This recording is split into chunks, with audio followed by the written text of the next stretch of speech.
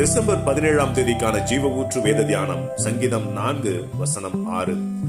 எங்களுக்கு நன்மை காண்பிப்பவன் யார் என்று சொல்லுகிறவர்கள் அநேகர்.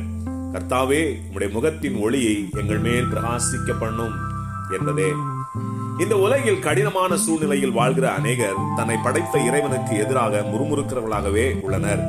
தங்கள் வறுமைக்கு கடவுள்தான் காரணம், தங்கள் வியாதிக்கும் கடவுள்தான் காரணம், தங்கள் குடும்பத்தின் சமாதான கேட்டிற்கு கடவுள்தான் காரணம் என்று தாங்கள் சந்திக்கிற எல்லா மோசமானவைகளுக்கும் கடவுள்தான் காரணம் என்று கூறுவது அவருடைய அறியாமையையும் அவருடைய தாழ்மையற்ற குணத்தையுமே காண்பிக்கிறது.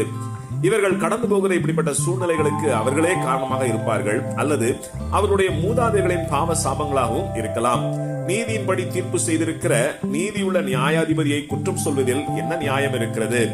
மேலும் இவருடைய இருதயம் இந்த உலகத்தின் நன்மைக்காக மாத்திரமே திறந்திருக்கிறபடியால் இவர்கள் தங்களுக்குள் நிரந்தரமான மாற்றத்தை விரும்பாமல் அப்போதைய சூழ்நிலையிலிருந்து மட்டுமே மாற்றத்தை அல்லது நன்மையை எதிர்பார்க்கிறவர்களாக இருக்கிறார்கள். இப்படிப்பட்டவர்கள் தங்கள் வாழ்வில் நன்மையை பெற்றுக் கொள்வது மிகவும் அரிதானதாகவே இருக்கும். ஏனென்றால் இவர்களுக்குள் தாழ்மை இல்லை.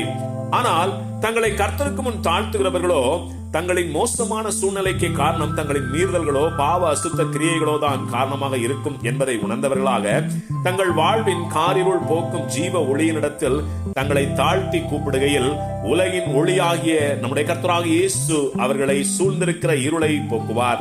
இருள் விலகினால் வெளிச்சம் அவர்களில் பிரகாசிக்கும். வெளிச்சம் பிரகாசித்தால் பூமிக்குரிய நன்மைகளையும் ஆவிக்குரிய நன்மைகளையும் பெற்று ஜெயமெடுப்பார்கள். ஆமென். அல்லேலூயா.